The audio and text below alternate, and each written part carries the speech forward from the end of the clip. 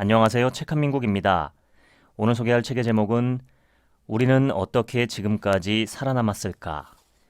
지은이는 스티븐 존슨, 컬럼비아 대학교와 뉴욕 대학교 개관 교수입니다. 오늘날까지 과학자들은 1918년 봄에 처음 나타난 스페인 독감 바이러스보다 그 후에 2차 파도가 훨씬 더 치명적이었던 이유를 두고 논쟁 중이다. 근본 원인이 무엇이든 간에 2차 파도가 남긴 죽음의 흔적은 충격적이었다. 미국에서 새로운 위협이 처음 나타난 곳은 군인들로 붐비는 보스턴 외곽의 군사기지 캠프 디번스였다.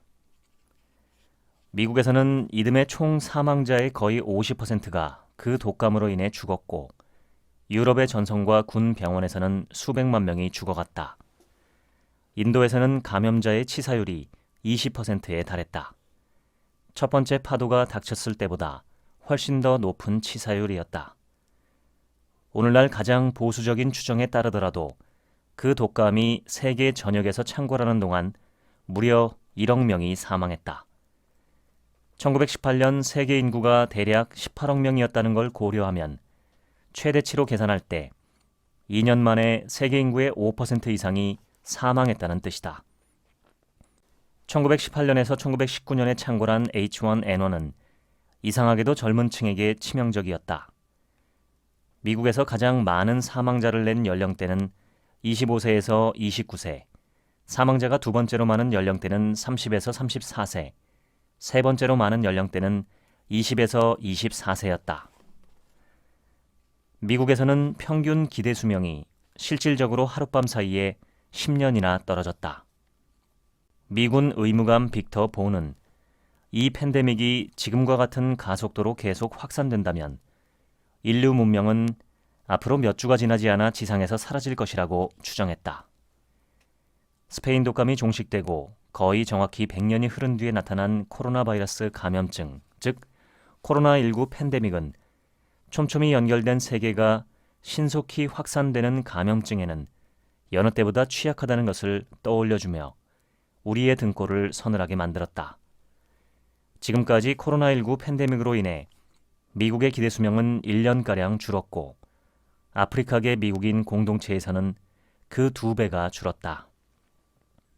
1918년 팬데믹의 사망자 수에 비교하면 이 땅에 그때의 4배나 되는 인구가 살고 있지만 지금까지 코로나19로 인한 사망자 수는 1%에도 못 미친다. 1600년대 초 평균적인 영국인의 수명은 30세를 조금 넘었지만 오늘날 영국에서 태어나는 아기는 그보다 50년을 더 살 수 있다고 추정된다. 이런 놀라운 상승 기조는 세계 전역에서 반복되고 또 반복됐다. 인류의 진보에서 기대 수명의 증가보다 놀라운 성과는 거의 없다고 봐도 무방하다. 부모 세대를 공포에 떨게 한 위협적인 사건이 이제는 너끈히 관리할 수 있는 일상적인 현상으로 전락한 경우가 많다. 그런 경우에는 대부분 그 사건의 존재 자체도 생각하지 않는다. 그 대신에 빌 게이츠가 대규모 백신 접종을 통해 마이크로칩을 우리 몸에 심고 있다는 식의 음모론이 난무하고 마스크를 쓰는 단순한 행위에 대해 노골적인 적대감을 드러낸다. 어떤 의미에서 인간은 보이지 않는 방패의 보호를 꾸준히 받아왔다. 그 방패는 점점 더 강력해졌고 우리를 죽음으로부터 더 확실하고 안전하게 지켜줬다. 공중위생이라는 방패는 인류 역사에서 가장 위대한 업적 중 하나다. 무엇보다 기대 수명을 2배로 늘려놓지 않았는가? 유아와 아동 사망률의 가파른 하락에 주목할 필요가 있다. 이 책은 두 종류의 단순하지만 놀라운 사실에서 시작한다. 하나는 우리가 한 세기 만에 기대 수명을 2배로 늘렸다는 것이고 다른 하나는 우리 인간에게 가장 파괴적이던 슬픔, 즉 유아와 아동의 사망률을 10분의 1 이하로 줄였다는 것이다. 결론적으로 이 책은 사회에서 유의미한 변화가 어떻게 일어나는가에 대한 연구다. 수명 연장과 관련해 지난 수세기 동안 이뤄진 혁신을 분류하면 대략 다음과 같다. 수백만 명의 목숨을 구한 혁신은 다음과 같다. 에이즈 치료를 위한 칵테일 요법, 마취, 혈관 성형술, 말라리아 약, 심폐소생술, 인슐린, 신장 투석, 경구 수행요법, 심박 조율기, 영상의학, 방사선학, 냉장기술, 안전벨트. 수억 명의 목숨을 구한 혁신은 다음과 같다. 항생제, 분지침, 수혈, 염소 소독법, 저온 살균법. 수십억 명의 목숨을 구한 혁신은 다음과 같다. 화학 비료, 화장실, 하수도, 백신. 1967년 봄, 하버드 사회학과 대학원생 낸시 하월은 남편인 인류학자 리처드 리와 함께 보스턴에서 로마까지 날아가는 비행기를 탔다. 그들은 이탈리아에서 며칠을 체류한 뒤 케냐의 수도 나이로비로 내려가 리처드의 학계 동료를 만났고 그 지역에 거주하는 하자족을 방문했다. 그들은 또한 보츠와나라는 신생 독립국가를 둘러보았다. 칼라하리 사막의 서쪽 경계지 노카냉이라는 작은 마을에 도착했다. 쿵족은 현대적 관습, 과학기술과 기적적으로 동떨어진 채 살아온 수렵 채집 부족이었다. 주변에 자연자원이 부족하기는 했지만 놀라운 정도로 높은 수준의 삶을 누리고 일주일에 20시간 미만을 일하면서도 필요한 영양을 섭취하는 듯 했다. 쿵족을 비롯해 유사한 사회들은 안타깝게도 현대 과학기술의 혜택을 누리지 못했지만 그렇다고 가난에 찌들어 살아오지는 않았다. 식량과 여가, 가족과 인간관계 등 기본적인 사항들을 기준으로 평가한다면 당시의 통념에 비해 쿵족의 경쟁력은 산업화된 사회들에 그다지 뒤지지 않았다. 그들의 수명은 정확히 얼마나 짧았을까? 그들이 손자를 볼 때까지 생존할 확률은 얼마나 됐을까? 그 숫자는 여러 이유에서 찾아내기 힘들었다. 쿵족에게는 인구 변화를 기록한 문서가 없었다. 가장 곤혹스러운 장애물은 쿵족 자체가 자신의 나이를 알지 못한다는 단순한 사실이었다. 번거롭게 햇수를 헤아리지 않는 문화권에서 기대 수명을 계산해내려면 어떻게 해야 할까? 쿵족은 연령을 햇수로 계산하지 않았지만 상대적인 연령은 정확히 파악하고 있었다. 다시 말하면 그들은 누가 누구보다는 먼저 태어났고 누구보다는 나중에 태어났다는 걸 정확히 알았다. 하월은 분석 과정에서 쿵족의 출생 시 기대 수명이 지난 세기에 꾸준히 향상됐다는 증거를 찾아냈다. 실제로 대다수의 쿵족이 1960년대 말에는 선진국에서도 길다고 생각할 정도의 수명을 누렸다. 쿵족의 기대 수명이 낮은 주 요인은 상대적으로 높은 유아와 아동 사망률이었다. 어린이 10명 중 2명이 생후 수개월을 넘기지 못했고 또 다른 10%는 10번째 생일을 맞이하기 전에 사망했다. 만약 당신이 쿵족 사회에서 태어나 청소년기를 무사히 넘기면 60대 이상까지 생존할 확률이 크다. 요컨대 쿵족에게도 혹독한 어린 시절을 견뎌내면 늙을 때까지 생존하는 게 어렵지는 않았다. 농업혁명 이전의 인류가 불결하고 잔인했을지 몰라도 그들의 수명은 토머스 홉스 시대의 기준에 비하면 결코 짧은 게 아니었다. 20세기 중반에 태어난 인도인들이 어린 시절에 겪은 영양 결핍은 역사적으로 신석기 혁명과 그 이전에 존재한 수렵 채집 시대에 대규모 집단이 겪은 결핍만큼이나 심각했다. 따라서 어디에서 태어나고 어떤 사회경제 계급으로 태어나느냐는 그야말로 삶을 좌우하는 복권과 같았다. 위험한 어린 시절을 무사히 넘기느냐, 손주를 볼 만큼 오래 사느냐가 그런 요인들에 의해 결정되었다. 유럽과 미국에서 기대 수명을 향상시킨 것이 무엇인지 우리가 알아낼 수 있었다면 그것을 세계 전역으로 널리 퍼뜨릴 수 있었을 것이다. 인두 접종의 기원이 무엇이든 간에 역사적 기록에 따르면 인두 접종이 1600년대쯤 중국과 인도 및 페르시아 전역에서 널리 사용된 것은 확실하다. 인두 접종은 무척 다양한 형태로 시행되었다. 중국 의사들은 회복 과정에 있는 천연두 환자의 딱지를 떼어내 가루로 곱게 빻아 콧구멍으로 흡입하게 했다. 그럼 그 가루가 점막을 통해 체내에 흡수되는 방식이었다. 터키에서는 바늘이나 끝이 뾰족한 칼로 팔을 살짝 절개한 뒤에 소두창 고름집에서 추출한 소량의 고름을 주입하는 방법을 주로 사용했다.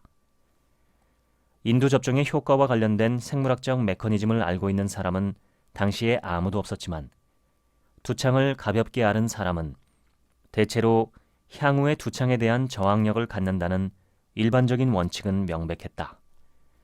물론 이제 인두 접종의 마법은 면역학으로 쉽게 설명된다. 인두 접종은 소량의 항원, 즉 감염체를 주입함으로써 면역 체계의 항체가 한층 효과적으로 위협을 인식하고 싸워 물리치도록 훈련시키는 방법이었다. 인두 접종에서 치료사의 역할은 마법 약물을 제공하는 게 아니라 환자의 체내에 잠재된 힘을 일깨워주는 것일 뿐이었다. 스웨덴에서는 18세기 동안 천연두 사망자의 90%가 10세 이하의 어린이였다. 자녀의 급사, 즉 인간의 삶에서 무엇보다 충격적인 사건이 당시 사람들에겐 일상사였다. 부모들은 자식이 언제라도 열병에 걸릴 수 있고 곧이어 눈에 띄게 발진이 돋으면 며칠 뒤에 죽을 거라는 걸 알았다. 게다가 그 아이의 형제자매도 똑같은 과정을 밟을 수 있다는 것도 알았다. 따라서 요즘과 비교하면 어린아이에 대한 생각이 완전히 달랐다. 인류의 역사에서 요즘처럼 초등학생이 안전한 때는 없었다. 천연두로 인한 사망자 수는 심각한 수준이었다. 대두창만큼 세계사에 극적인 영향을 미친 바이러스는 없었다. 천연두는 유럽 제국주의와 관련한 이야기에서 중대한 역할을 했다. 에르난 코르테스와 그의 부하들이 천연두를 아스테카 왕국에 퍼뜨려 결국에는 그 고대 왕국을 멸망시킨 것이 가장 유명한 사례다. 이때 코르테스를 수행한 한 스페인 성직자는 이렇게 기록했다. 그들은 무더기로 죽었다. 빈대처럼. 많은 곳에서 식구 모두가 죽었다. 그 많은 시신을 매장해주는 것도 불가능했다. 그 때문에 스페인 병사들은 집 자체를 허물어뜨렸고 집이 그들의 무덤이 되었다. 서구의 역사도 대두창 때문에 큰 변화를 겪었다. 지금의 추정에 따르면 세계 전역에서 시행된 인두 접종에 따른 사망률은 대략 2%였다. 또 접종을 받아도 상당수가 천연두를 심하게 앓아 평생 지워지지 않는 흉이 얼굴에 남았다. 4아이 중 1명 이상이 10세 이전에 사망하던 세계에서 그중 다수가 천연두로 목숨을 잃던 세계에서 2%의 접종 사망률은 감소할 만한 위험이었다. 인두 접종이 비극으로 끝나는 경우도 많았다. 명문가에서 태어난 아기가 부모의 일방적인 선택에 의해 사망한 셈이다. 이 때문에 인두 접종은 18세기 내내 논란이 많은 시술이라는 평가를 벗어나지 못했다. 따라서 대다수의 접종 시술자는 공식적인 의학기관 밖에서 맴돌았다. 그러나 영국 상류 계급이 인두 접종을 채택한 결과는 기대수명의 역사에 뚜렷한 흔적을 남겼다. 기대수명의 급격한 증가가 1700년대 중반에 처음으로 나타나기 시작한 것이다. 위험한 바이러스들과 싸운 기나긴 전쟁의 역사에서 그 역할을 해낸 주된 인물은 영국인 의사이자 과학자 에드워드 제너였다. 제너는 특히 천연두 백신을 개발한 덕분에 오늘날 면역학의 아버지로 여겨진다. 1796년 5월 14일 제너는 지금까지 전설처럼 전해지는 실험을 실시했다. 우두에 걸린 우유짜는 여인의 물집에서 긁어낸 고름을 8세 소년의 팔에 주입하는 실험이었다. 소년은 미열이 있었지만 곧 회복했고 천연두의 면역력이 생겼다는 게 입증되었다. 제너의 실험은 최초의 진정한 백신 접종으로 그 후로 수세기 동안 수십억의 인명을 구한 의학적 혁명의 첫걸음이었다. 에드워드 제너가 기발한 발상으로 백신 접종을 뚝딱 발명했다는 단순한 이야기도 있지만 그보다 훨씬 더 복잡한 이야기도 있다. 세계 곳곳에서 생겨난 단편적인 아이디어들이 구전으로 여러 문화권을 떠돌아다닌 끝에 하나의 시술법으로 굳혀졌고 마침내 그 시술법이 뛰어난 지력과 영향력을 지닌 젊은 여인의 눈에 띄어 그녀의 고향까지 전해진 뒤에 그곳에서 서서히 뿌리를 내리기 시작했으며 결국에는 한 시골 의사가 자신의 환자들에게 수십 년 동안 그 기법을 적용하는 과정에서 근본적인 개선을 할 수 있었다는 이야기다. 이런 두 종류의 이야기는 천재 이야기와 네트워크를 중심에 둔 이야기의 차이로 여겨질 수 있다. 역사 교과서는 토머스 에디슨이 백열전구를 발명했고 알렉산더 플레밍이 페니실린을 발견했다면서 원래는 네트워크 이야기였던 것을 천재 이야기로 둔갑시키기 일쑤이기 때문이다. 네트워크 이야기가 더 복잡한 데는 이유가 있다. 문제의 아이디어나 과학기술이 동시에 여러 곳에서 발견되는 경우가 많다는 것도 그중 하나다. 어떤 아이디어도 독자적으로 사회를 변화시킬 만큼 강력하지는 않다. 뛰어난 아이디어도 별다른 영향을 미치지 못한 채 사그라지는 경우가 비일비재하다. 그 아이디어를 뒷받침하며 널리 알리거나 금전적으로 지원할 만큼 핵심적인 인물이 네트워크에 없기 때문이다. 그레고 멘델의 경우가 유명하다. 멘델은 체코의 모라바 수도원에서 완두콩을 교배하며 19세기의 위대한 이론 중 하나를 완성했다. 그러나 멘델에게는 폭넓은 네트워크가 없었기 때문에 유전 이론은 이후 40년 동안 세상에 어떤 유의미한 영향도 미치지 못했다. 외로운 천재가 외골수로 중대한 문제를 해결한 실제 사례는 무척 드물다. 수백 년까지는 아니어도 수십 년 동안 수많은 연구자가 실패와 거친 주장을 거듭하고 치열하게 경쟁한 끝에 이뤄낸 성과들이 축적되며 발전이 이루어지는 경우가 훨씬 더 많다. 공중보건에서 중요한 돌파구는 발견되는 것만으로는 충분하지 않다. 주장되고 옹호되고 변론되어야 한다. 1800년대 중반부터 의무적인 백신 접종에 대한 반발로 소책자와 서적, 풍자 만화가 본물처럼 쏟아졌고 법정 분쟁과 느슨한 연대 및 공식적인 조직 결성도 잇따랐다. 예컨대 전미 접종 반대 협회, 뉴 잉글랜드 백신 강제 접종 반대 연맹, 뉴욕시 백신 접종 반대 연맹이 있었다. 백신 반대 운동을 주도한 지도자들 중에는 뛰어난 지식인도 적지 않았다. 런던에 있는 유니버시티 칼리지의 라틴어 교수 프랜시스 윌리엄 뉴먼의 주장은 비슷한 이유에서 자주 인용된다. 공중위생을 구실로 내세우더라도 의회가 건강한 사람의 몸을 공격할 권리는 없다. 건강한 유아의 몸을 공격할 권리는 더더욱 없다. 완전한 건강을 방해하는 입법은 포악한 악행이며 순결과 맑은 정신을 방해하는 짓과 다를 바가 없다. 어떤 입법가에게도 그럴 권리는 없다. 그런 법은 용납할 수 없는 권리 침해이므로 그런 법에는 저항권을 행사해야 마땅하다. 그러나 통계 자료는 백신 접종이라는 의학적 처치의 편이었다. 어렸을 때 백신을 맞은 사람은 자녀를 두기에 충분한 연령까지 생존할 가능성이 훨씬 더 높았다. 따라서 결국에는 이런 가능성이 백신 접종 거부자들의 저항을 이겨냈다. 오늘날에는 디프테리아, 장티푸스, 소아마비 등 백신으로 예방되는 질병들이 다양하고 백신이 생명을 구한다는 실증적 증거가 많은데도 요즘의 백신 접종 반대자들은 의도적으로 그런 인상적인 실적을 무시한다. 최적의 추정에 따르면 제너가 처음 실험한 이후로 2세기 동안 백신의 발명과 대량 채택 때문에 약 10억 명이 목숨을 구했다. 많은 점에서 집단 백신 접종은 노동조합과 보통선거 같은 현대의 획기적인 발명품에 더 가까웠다. 범세계적인 관점에서 보면 지난 70년 동안 호모사피엔스의 삶을 개선하는데 WHO, 즉 세계보건기구보다 더 많은 일을 해낸 독립된 기관을 찾아내기가 어렵다.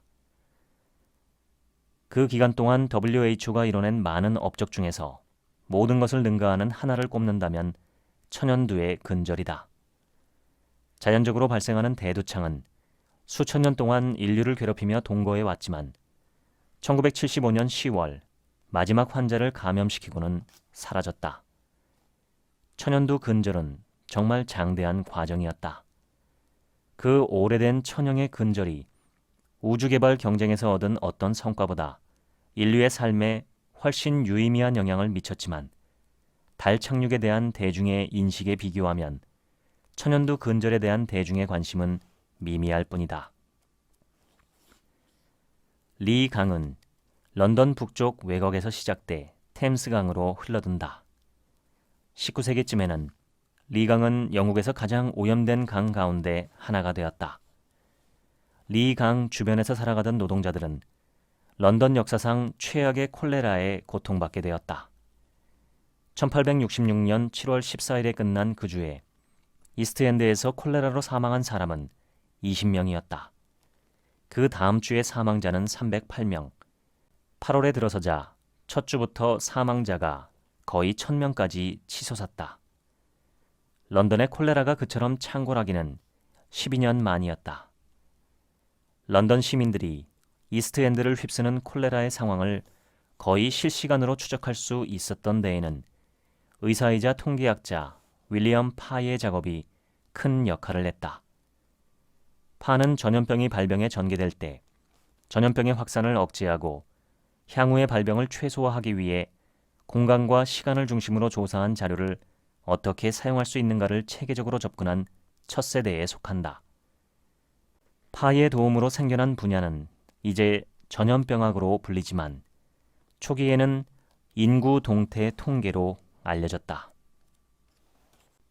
1866년 런던 이스트엔드에서 발병한 전염병 콜레라는 수십 년 동안 계속되며 많은 사람의 목숨을 빼앗은 암울한 산업화 시대의 연장선상에 있었던 게 아니라 그 시대의 종말을 예고하는 신호였다. 기대 수명의 지속적인 상승을 주도한 가장 중요한 진전은 의학이나 보건 의료에서 비롯된 게 아니었다. 위대한 탈출을 자극한 힘은 다른 무엇보다도 데이터의 승리였다. 역사학자들에게 런던을 괴롭히던 콜레라의 중대한 전환점, 더 넓게는 도시 사망률과의 전쟁에서 결정적인 전환점 하나를 찍어달라고 요구하면 1866년 6월 말을 꼽는 학자는 거의 없을 것이다. 훨씬 더 널리 알려진 사건은 1854년 9월 8일 런던 소호 지역의 교구위원회가 런던의 역사에서 가장 파괴적이던 콜레라의 발병을 차단할 목적에서 브로드가 40번지에 있던 펌프의 손잡이를 제거한 일이다. 그 손잡이를 제거하라고 강력히 요구한 사람은 존 스노였다. 스노는 당시 지배적이던 독기설을 부인하며 콜레라가 지저분한 공기에 의해 감염되는 게 아니라 오염된 물에 의해 유발되는 질병이라고 이미 4년 전부터 주장해 왔었다. 스노는 콜레라 환자를 죽음으로 몰아가는 지독한 설사를 유발하는 어떤 미생물이 런던의 식수에 들어있는 게 분명하다고 오래전부터 생각했다. 집에 실험실까지 마련해두고 여러 수원지에서 퍼온 물을 현미경으로 살펴보며 많은 시간을 보냈다. 하지만 당시에는 현미경 렌즈를 제작하는 기술이 충분히 발달하지 않아 지금 우리가 콜레라를 일으키는 세균으로 알고 있는 비브리오 콜레라라는 박테리아를 볼 수 없었다. 독일 미생물학자 로베르트 코흐가 박테리아라는 존재 자체를 발견한 때가 그로부터 30년이 지난 뒤였다. 콜레라가 오염된 식수원에서 비롯된다는 걸 알아냈다고 모든 문제가 해결된 것은 아니었다. 그 식수에서 비브리오 콜레라 박테리아를 제거해야 했다. 무엇보다 런던의 폐기물 처리 시설로부터 식수원을 분리해야 했다. 그렇게 하려면 19세기를 통틀어 가장 대대적인 토목 사업이 필요했다. 그리하여 런던의 하수처리 공사가 시작되었다. 런던을 가로지르는 도로들의 아래쪽에 수백 년 동안 무질서하게 연결된 배수관과 폐수관을 몽땅 드러낸 뒤에 정밀하게 짜인 총 132km의 하수관으로 교체했다. 이때 폐기물이 템스강으로 흘러내리는 걸 막기 위해 템스강 양안을 따라 설치된 거대한 차단벽 등 여러 시설에 3억 개의 벽돌이 사용되었다. 지난 두세기의 역사는 어디에 내놓아도 부끄럽지 않은 승리들, 특히 수세대 전만 해도 전염병이 일상사였던 대도시 지역에서 우리 일상을 현격히 바꿔놓은 획기적인 발견이 계속되었다. 그런데 왜 그런 승리를, 군사적 승리를 찬양하는 만큼 기념하지 않는 것일까? 미국은 파와 스노의 선구적인 노력에 직접적인 영향을 받아 설립된 정부기관 CDC에 연간 약 80억 달러를 지원한다. 반면에 미국 국방부는 우주 미사일 방어 시스템에만 거의 2배의 돈을 쓰고 있으며 국방비 총액은 거의 1조 달러에 달한다. 이 글을 쓰고 있는 지금, 지난 6개월 동안 코로나 바이러스로 사망한 미국인의 수가 20세기에 일어난 모든 전쟁에서 전사한 미국인의 수의 반을 넘었다. 코로나 팬데믹으로 우리가 인간이라는 적보다 병원균에게 훨씬 큰 위협을 받고 있다는 게 분명해졌다. 인구 동태 통계와 공중위생적 조치 덕분에 목숨을 구한 사람의 수에서 WHO와 CDC 같은 기관이 우리를 안전하게 지키는데 역사적으로 가장 중요한 역할을 해왔다는 사실을 다시 상기하게 된다. 동물의 젖을 마시는 행위는 동물의 가축화만큼 오래된 관습이다. 하지만 동물 자체로부터 전해지는 감염이나 부패에서 비롯되는 건강상의 위험을 각오해야 했다. 19세기 들어 수십 년 동안 여러 사건이 복합되며 우유가 과거보다 훨씬 더 위험해졌다. 맨해튼 섬은 애초에 네덜란드 식민지였던 까닭에 낙농가들이 오래전부터 우유를 생산해왔다. 그러나 19세기 들어 뉴욕은 그 지역들을 지체 없이 점령했고 전통적인 농장도 사라졌다. 냉장 장치가 없던 시대였던 까닭에 뉴저지나 뉴욕주 북부에서, 즉 멀리 떨어진 목초지에서 우유를 가져오면 뜨거운 여름철에는 우유가 여지없이 부패되었다. 위스키를 제조하기 위해 곡물로부터 알코올을 추출하는 과정에서 폐기물이 발생했고 양조장은 그런 폐기물을 버리지 않고 우유 생산자에게 팔았다. 우유 생산자들은 상대적으로 비싼 곡물이나 풀 대신에 그 폐기물을 젖소에게 먹였다. 이렇게 위스키 찌꺼기를 사료로 먹은 젖소는 맛도 없는 데다 푸른 빛을 띤 우유를 생산했지만 적어도 그 우유는 폭발적으로 증가하는 맨해튼 주민들에게 신선한 상태로 배달될 수 있었다. 산업화로 노동 방식이 달라짐에 따라 우유 시장도 확대되었다. 노동시장에 참여하는 여성이 증가하자 생후 수개월을 넘긴 아기에게 모유를 수유하는 경우가 점점 줄어들었다. 뉴욕시의 어느 지역에나 우유를 대량으로 생산하려는 낙농업자가 넘쳐 흘렀다. 맨해튼과 브루클린에 마련된 비좁은 외양간에 수천 두의 젖소가 갇혀 지내야 했다. 우유 생산자들이 젖소에게 위스키를 만들고 남은 찌꺼기만을 먹이면서 그 찌꺼기에게 충분한 수분이 있다고 생각해 물조차 제대로 먹이지 않았다.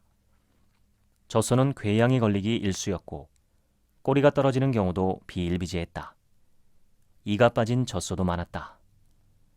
우유 생산자들은 그렇게 생산된 우유를 순수한 시골 우유처럼 보이게 하려고 백토나 밀가루 같은 불순물을 섞었다.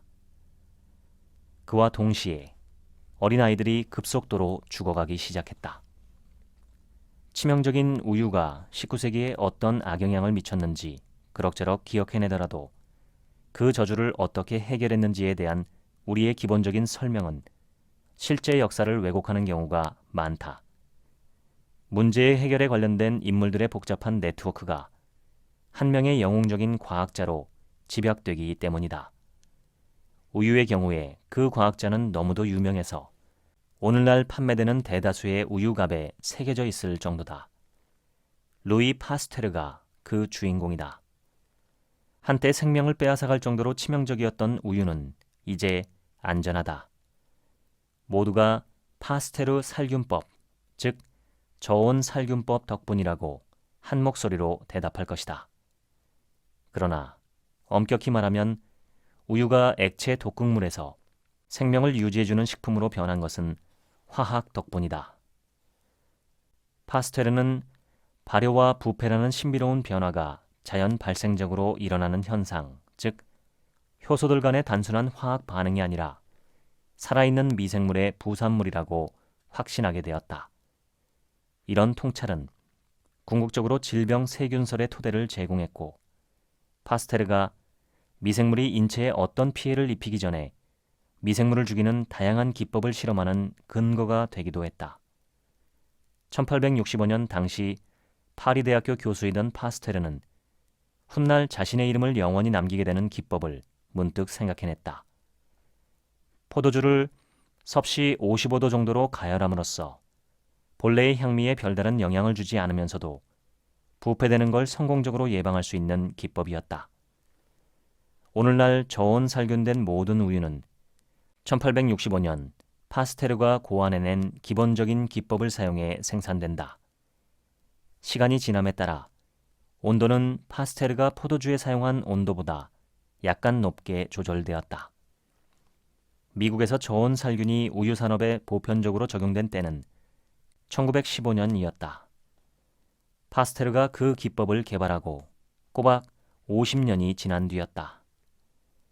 당연한 말이겠지만 발견된 때와 시행된 때의 시차 때문에 전 세계에서 수백만 명이 목숨을 잃었을지도 모른다. 이렇게 시차가 생기는 이유는 과학적 발견이 이루어진다고 곧바로 진보가 이루어지는 것은 아니기 때문이다. 진보를 위해서는 다른 요인들, 예컨대 그 발견을 세상에 알리는 언론, 시민운동, 정치 등이 필요하다.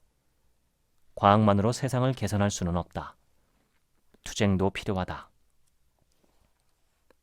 1880년대에 질병 세균설이 등장함에 따라 19세기에 많은 사망자를 낳은 살인적인 질병들의 원인이 미생물에 있다는 게 분명해졌다. 세균설의 씨앗이 우유와 포도주의 부패를 추적한 파스테르의 초기 연구에 심어졌고, 렌즈를 제작하는 기술이 발전함에 따라 지극히 작은 생명체까지 볼 수 있는 한층 강력한 현미경이 제작된 덕분이었다. 1882년 파스테르의 최대 맞수이던 로베르트 코흐가 결핵균을 발견함으로써 결핵이 유전된다는 오랜 믿음이 틀렸다는 걸 입증해냈다. 또 2년 후에는 수십 년 전에 존 스노의 치밀한 조사를 빠져나갔던 콜레라균을 찾아냈다. 그리하여 사람들이 우유를 마신 뒤에 죽어가는 이유가 우유에 질병을 일으키는 보이지 않는 생명체가 있기 때문이라는 과학적 의견이 힘을 얻었다. 그러나 그런 합의는 어떻게 해야 그 생명체를 우유 공급 과정에서 배제할 수 있을까라는 더 큰 문제를 남겼다. 냉장은 많은 면에서 공중위생을 신장하고 장수를 이끈 근원적 과학기술 가운데 하나다. 쉽게 상하는 식품의 유통기한을 늘림으로써 20세기의 식품 공급에 엄청난 영향을 주었고, 냉장기술 덕분에 우유는 액체 독극물에서 믿을만한 영양원으로 바뀌었다. 냉장은 백신에도 중대한 영향을 주었다. 대부분의 백신이 어느 전보다 약간 위의 온도로 유지되지 않으면 효능을 상실하기 때문이다.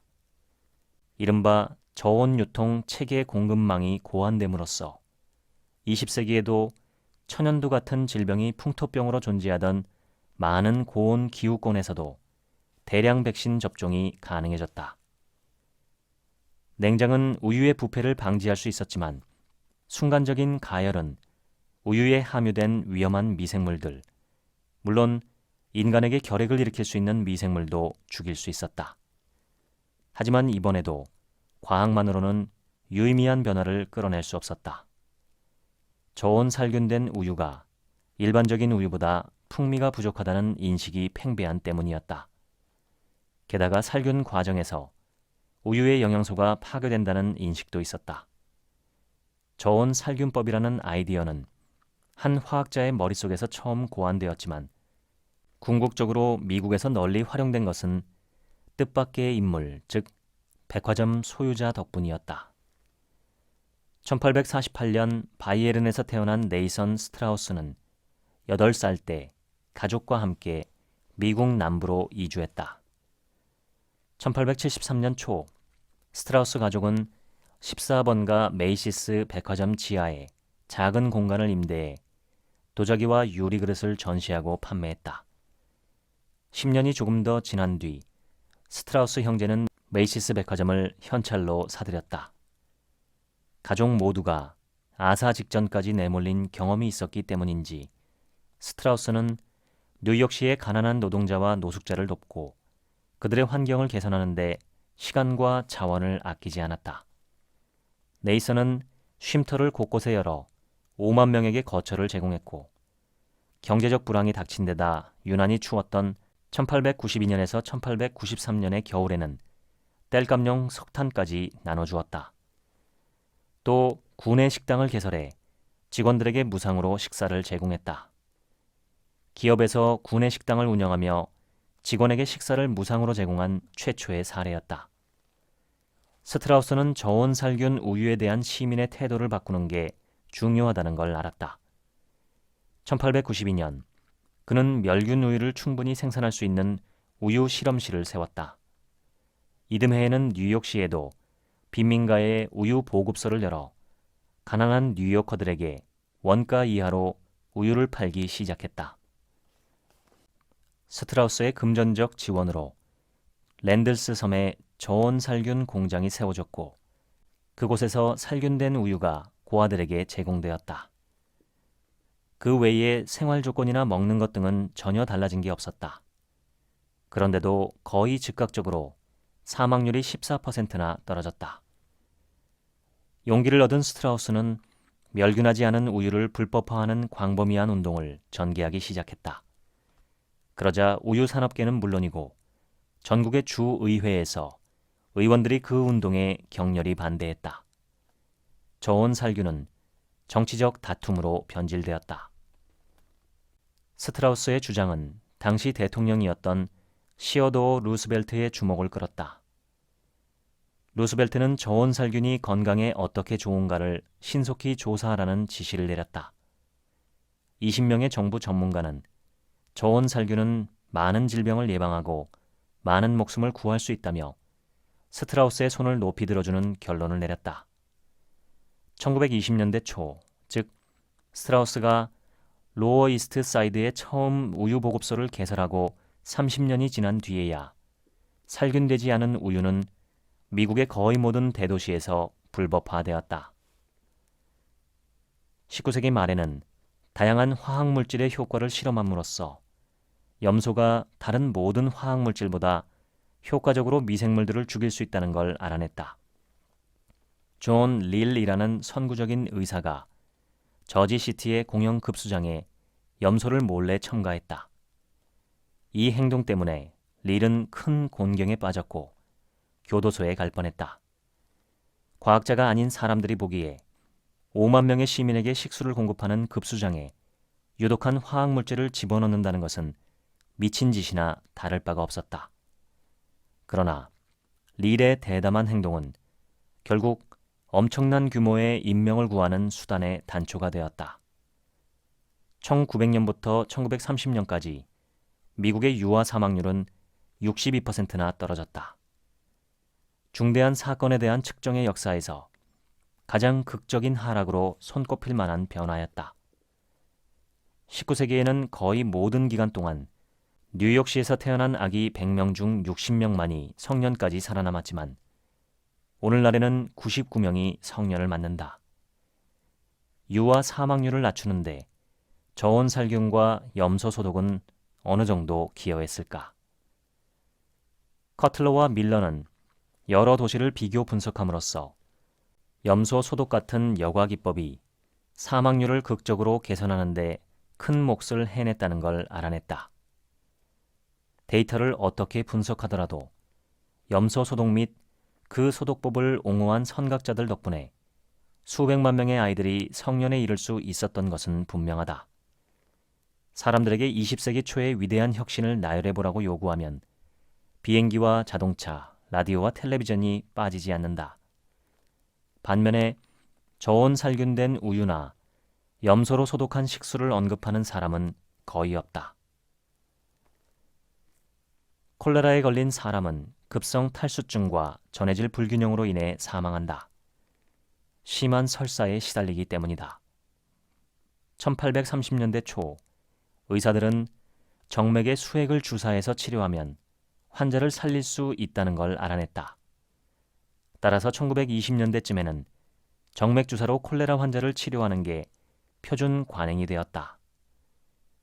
그럼에도 콜레라가 방글라데시나 라오스에서 수십만 명씩 발병하면 환자에게 정맥 주사를 놓는 설비를 갖춰 수액을 투여하는 방법은 실행하기 어려웠다. 도시에 비좁게 모여 살던 수백만 명이 20세기 초반 60년 동안에 콜레라로 사망했고 대부분의 사망자는 안타깝게도 어린 아이들이었다. 이 엄청난 수의 죽음은 전 지구적 비극이었지만 심한 탈수증을 해결하는 상대적으로 쉬운 처치법이 존재했기 때문에 더더욱 비극적이었다. 더구나 병원 밖에서 비의료인도 쉽게 행할 수 있는 처치법이었다. 오늘날 경구 수행요법 ORT로 알려진 처치법으로 기가 막힐 정도로 간단하다. 설탕과 소금을 더한 물을 많이 마시게 하는 방법이다. 1953년 초 헤멘드라 나스 차터지라는 인도 의사가 콜카타에서 어떤 전염병이 발병했을 때 즉흥적으로 이 요법을 고안해서 환자들에게 처방한 게 시발점이다. 복잡하고 값비싼 정맥주사 시설은 필요하지 않았다. 물을 끓인 후에 환자에게 제공하면 그만이었다. 차터지는 이 처치법의 결과가 무척 좋았기에 그 결과를 랜싯에 발표했다. ORT는 현재 유니세프가 남반부에서 아동의 생명을 지키기 위해 시행하는 프로그램에서 빠지지 않고 WHO의 필수 의약품 목록에도 올라가 있다. 랜싯은 ORT를 어쩌면 20세기 의학의 발전사에서 가장 중요한 성과라고 규정하기도 했다. 19세기에 콜레라로 사망한 사람이 5천만 명 정도로 추정되는데 20세기 들어 첫 수십 년 동안에 세계적으로 인구는 전체적으로 10배가 늘었지만 콜레라로 인한 사망자는 5만 명을 넘지 않았다. 이런 비약적 발전에는 19세기의 데이터 추적자들, 하수관 정비자들, 식수를 염소 소독한 존 릴이 큰 역할을 했으며 특히 최종적인 단계에서는 ORT도 중대한 역할을 해냈다. 제약산업을 감독할 목적으로 1901년 설립된 화학청이라는 기관이 있었다. 이 기관은 훗날 FDA가 되지만 초기에는 환자들이 효과적인 의학적 치료를 받도록 보장해줄 힘이 전혀 없었다. 화학청의 유일한 책무는 약병에 나열된 화학 성분들이 실제로 약물 내에 존재하느냐를 점검하는 것이었다. 가령 어떤 제약회사가 자체 개발한 특효약에 수은이나 코카인을 첨가하더라도 약병에 그 성분을 명확히 표기하는 한 화학청은 수은이나 코카인의 첨가를 반대하지 않았다. 의학의 이런 터무니없는 상황은 국가적인 비극을 겪은 뒤에야 바뀌었다. 1930년대 초 독일 제약회사 바이엘이 설파닐 아마이드 또는 설파제라고 칭해지는 새로운 종류의 약을 개발했다. 효능은 떨어졌지만 항생제의 선구라고 할 수 있었다. 당시 27세였던 테네시 출신의 세뮤얼 에번스는 틈새 시장을 간파하고 제약회사를 창업했다. 그러고는 삼키기 편한 설파제를 제조해 판매했다. 폐혈성 인두염을 앓는 아이들에게 안성맞춤이라고 광고하며 미국 전역의 약국에 240갤런을 보냈다. 설파제는 그 자체로 박테리아를 억제하는 유의미한 효과를 지녔고 달콤한 맛이 있는 게 사실이었지만 디에틸렌 글리콜은 인간에게 독성을 띈다. 따라서 서너 주가 지나지 않아 오클라호마 털사에서 6명이 사망했고 모든 사인이 급성 신부전이라는 보도가 있었다. 곧이어 전국적 규모의 신속한 조사가 실시되었다. FDA에서 파견된 직원들이 즉시 그 약을 폐기하라고 알렸다. 미국의 많은 가정에게는 뒤늦은 조치였다. FDA가 마지막 병을 회수했을 때쯤에는 71명의 성인과 34명의 어린이가 사망한 뒤였다. 심각한 신부전으로 병원에 입원해 가까스로 죽음을 모면한 사람은 훨씬 더 많았다. 놀랍겠지만 그 시기에는 미국 연방정부에 전국의 보건 상황을 직접 감독하는 강력급 부서가 없었다. 마침내 1938년 프랭클린 루스벨트 대통령이 연방식품, 의약품 및 화장품법을 승인했다. 그리하여 FDA가 미국에서 판매되는 모든 의약품의 안전을 조사할 권한을 처음으로 갖게 되었다. 합리적으로 생각하면 1937년 FDA는 효능 입증을 제약회사에게 요구하지 못할 수밖에 없었다. 당시에는 실험의학의 세계에 성공과 실패를 판정할 만한 기준조차 없었기 때문이다. 그러나 데이터를 분석하는 방법에 혁신적 변화가 있었다. 그 혁신에 공식적으로 붙여진 명칭은 무작위 대조 이중 맹검 시험이며 일반적으로 짧게 RCT라고 불린다. 과학의 역사에서 RCT 발명만큼 중대한 방법론적인 혁명은 손가락으로 꼽을 정도다. RCT는 놀라울 정도로 단순한 기법이다. RCT의 주된 요소는 이름에 드러나 있다. 무작위, 이중 맹검법, 대조군이 그것이다. 예컨대 당신이 폐혈성 인두염에 효과가 있다는 신약을 검사한다고 해보자. 당신은 현재 그 병을 앓고 있는 상당수의 환자를 찾아 그들을 무작위로 두 집단으로 나눈다. 한 집단은 실험 집단이라고 일컬어지며 당신이 검사하려는 약을 제공받는다. 다른 집단은 플라세보, 즉 위약을 받는다. 플라세보를 받는 집단은 대조군 또는 대조 집단이라고 일컬어지며 이를 기준으로 당신은 약의 효능을 측정할 수 있다. 약이 실제로 효과가 있다면 그 약을 받은 실험 집단이 대조 집단보다 더 빨리 회복될 것이다. 두 집단 사이에 결과적으로 아무런 차이가 없거나 실험 집단이 신부전으로 죽어가기 시작한다면 당신이 검사하는 약에 문제가 있는 것이다. 진정한 이중 맹검 실험에서는 실험 관리자나 참가자 모두 누가 어느 집단에 속한지를 모른다. 일반적으로 대조 집단이 더 낫다는 결과가 확률적으로 5%를 넘지 않는다는 걸 증명하는 것이 표준이다.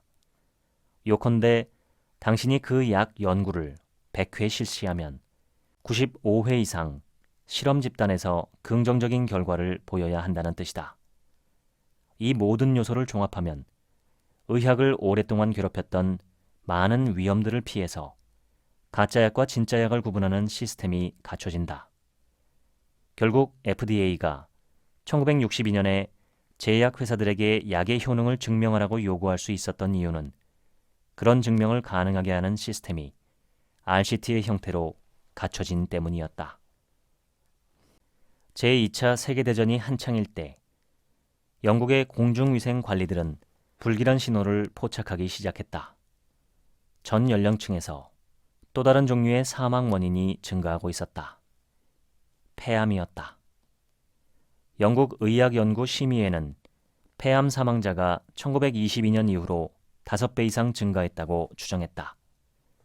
담배도 의심되는 원인들 중 하나였지만 많은 학자들은 자동차 배기가스, 도로 포장에 사용되는 타르, 다양한 형태의 산업공해 등 다른 환경적 요인을 지적했다.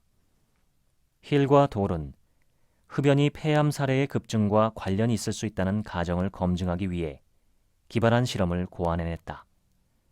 그 구조는 전통적인 의약품 시험을 뒤집은 듯한 형태였다. 실험 집단에게 실험용 약을 주지 않았고 플라세보도 없었다. 대신 당시 폐암을 앓고 있는 사람들로 실험 집단을 구성했다. 힐과 도울은 통계적으로 유의미한 집단을 구성하려고 20곳의 런던 종합병원을 찾아다니며 폐암 환자를 찾았다. 그러고는 각 병원마다 2개의 대조 집단을 모집했다. 하나는 다른 암을 앓고 있는 환자들이었고 다른 하나는 암과는 아무런 관계가 없는 환자들이었다. 숫자로 표현된 결과는 누구도 부인하기 힘들었다. 어떤 기준에서 흡연 양을 측정하더라도 결과는 똑같았다. 흡연과 폐암 사이에는 중대하고 명확한 관계가 있었다. 그들의 추정에 따르면 하루에 한 갑 이상을 피우는 사람은 비흡연자에 비해 폐암에 걸릴 확률이 50배가량 높았다. 이 숫자는 당시에도 충격적이었지만 지금 우리는 그 숫자도 위험을 과소평가한 것임을 알고 있다. 엄밀히 말하면 골초가 폐암에 걸릴 확률은 비흡연자보다 500배 높다. 힐과 돌은 다른 관점에서 흡연 문제에 접근하는 다른 실험을 진행했다. 요컨대 오랜 기간의 흡연이 건강에 미치는 영향을 분석함으로써 폐암의 발병 가능성을 예측할 수 있는지 살펴보기로 했다. 그들은 의사들을 실험 대상으로 삼아 5만 명이 넘는 영국 의사에게 설문지를 보냈다. 흡연 습관에 대해 그들을 인터뷰했고 그 후에 그들의 건강 상태를 추적했다. 훗날 돌은 당시를 회상하며 이렇게 말했다. 우리는 그 연구를 5년 동안 진행할 계획이었다. 그러나 2년 반쯤 지났을 때 37명이 폐암으로 사망했고 그중 비흡연자는 한 명도 없었다. 그들은 계획을 앞당겨 1954년에 연구 결과를 발표했다. 오늘날 그 논문은 과학계가 흡연과 폐암 간의 인과성을 받아들이게 된 분수령으로 여겨진다. 현재 미국에서 가장 높은 순위의 사망 원인으로 손꼽히는 심혈관 질환도 흡연의 영향을 받는다는 사실이 밝혀졌다. 전 세계의 정부 규제 기관들은 담배의 경고 문구를 덧붙이는 걸 의무화했고 광고도 제한했으며 세금을 무겁게 부과하기도 했다. 힐과 돌이 런던의 종합병원들에서 환자들을 처음 인터뷰할 때에는 영국 국민의 50% 이상이 능동적인 흡연자였다. 하지만 현재는 그 숫자가 16%에 불과하다. 헨리 포드가 모델 T를 발명했을 당시 결핵은 미국에서 3번째로 주된 사망 원인이었다. 그러나 항생제가 대량으로 생산되던 1950년대 초 사망 원인의 목록에서 3번째 자리는 자동차가 차지했다. 역사상 처음으로 많은 사람이 기계와 관련된 사고로 죽기 시작한 것이다. 20세기의 자동차 사랑으로 얼마나 많은 사람이 목숨을 잃었을까? 미국으로 한정하면 1913년 이후로 정확한 숫자가 기록되었다. 한 세기가 조금 넘는 동안 400만 명 이상이 자동차 사고로 사망했다. 미국 독립전쟁 중에 군사적 충돌로 사망한 숫자보다 자동차 사고로 사망한 숫자가 3배나 많았다. 대기오염과 납중독이 환경에 미친 영향은 포함되지 않았으니 400만 명이라는 숫자도 자동차로 인한 사망자 수를 낮게 계산한 것이다. 20세기의 어떤 발명품이 자동차만큼 많은 사람을 죽였을까? 원자폭탄은 약 10만 명을 죽였고 항공기 추락사고로 죽은 사람을 모두 합해도 대략 그 정도다. 히틀러의 최종 해법이 한창 진행 중일 때에는 가스실에서 치클론 B가 같은 시기의 자동차보다 훨씬 많은 사람을 죽였다. 그러나 20세기 전체를 두고 계산하면 자동차에 필적할 만한 살인 무기는 기관총이 유일하다. 특히 젊은이가 많이 죽었기 때문에 기대 수명에 미친 영향도 대단히 컸다. 1955년 제임스 딘이 교통사고로 죽었을 때쯤 거의 모든 자동차는 최소한의 안전장치만 갖춰진 채 제작되었다. 수백만 명의 미국인이 고속도로를 무서운 속도로 달리고 있어 충돌 사고가 일어나면 치명적일 수밖에 없었다. 따라서 교통사고로 사망하는 운전자가 급속도로 증가했지만 자동차 산업은 무대응으로 일관하며 자동차 사고로 인한 죽음은 피할 수 없는 것이라고 주장했다. 충돌할 때의 충격은 엄청나게 큰 데 비해 인간의 몸은 유약하기 이를 데 없기 때문이라는 것이었다. 철판으로 만든 상자를 시속 80km로 운전하면 위험할 수밖에 없다는 게 자동차 제작 회사들의 기본적인 생각이었다. 1917년의 어느 날, 당시 21살이던 견습 조종사 휴 데헤이브는 훈련 중이던 다른 훈련생의 비행기와 충돌했다. 그 사고로 데헤이브는 군인의 길을 중단하고 발명을 주업으로 삼았다. 데헤이브는 달걀로 시험을 시작했다. 바닥에 몇 겹의 발포 고무를 깔아 부엌을 충돌 충격 실험실로 개조했다. 데헤이브는 충격을 흡수하는 발포 수준을 달리하며 달걀을 3m 높이에서 떨어뜨렸고 달걀이 충격으로 깨지는 걸 어떤 물질이 어떻게 보호하는가를 치밀하게 기록했다. 그때부터 그는 건물 옥상에 올라가 지면 충돌 시의 충격을 낮추도록 설계된 실험용 패키지에 달걀을 떨어뜨리기 시작했다.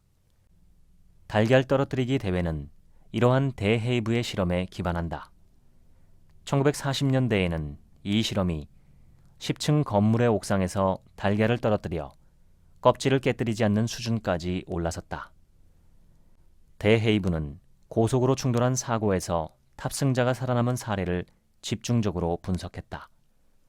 또한 자살 시도나 우연한 추락사고로 30m 이상의 높이에서 자유 낙하를 하고도 기적적으로 살아남은 이야기들에 주목했다.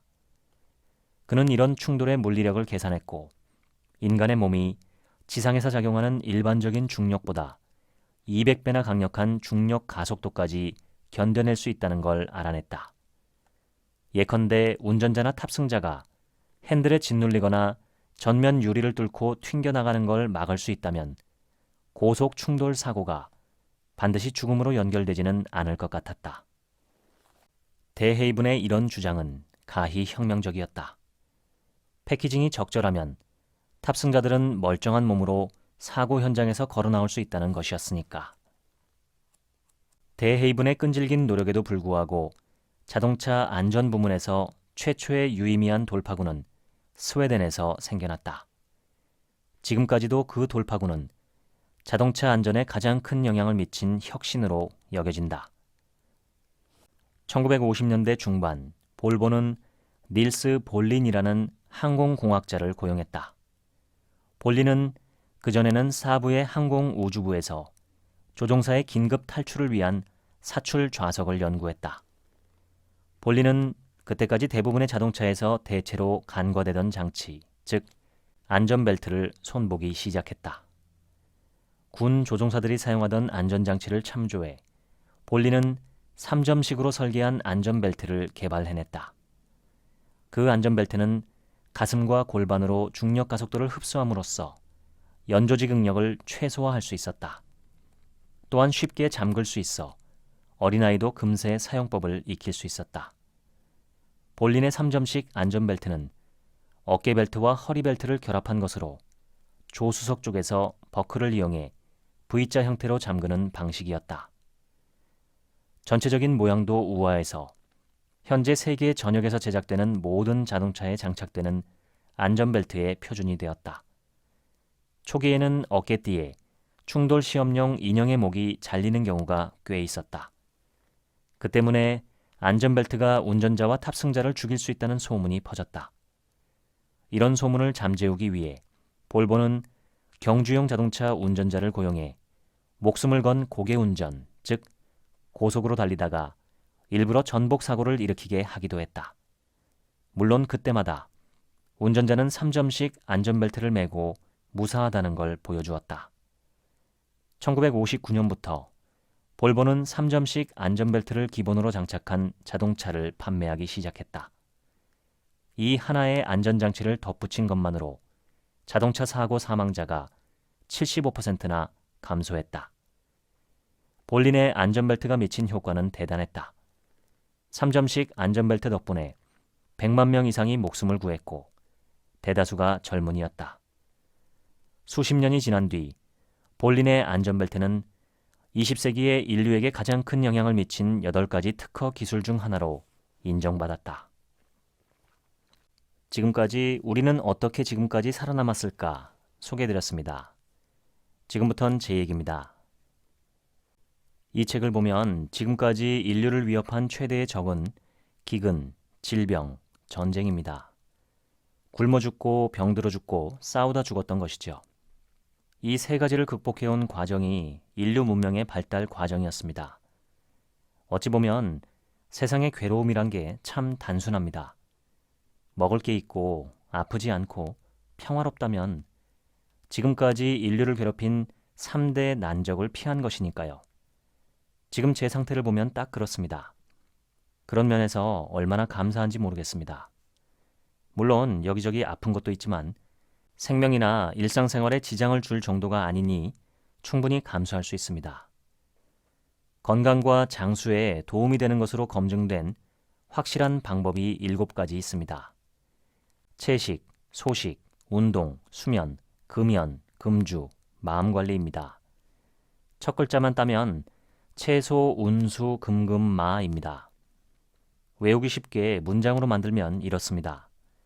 채소를 먹으면 운수가 좋아져 금과 금이 마음껏 들어온다. 이 7가지를 한번 해보시면 어떨까요? 건강한 유전자도 중요한 역할을 하지만 그 부분은 우리가 어떻게 해볼 수 없으니 제외했습니다.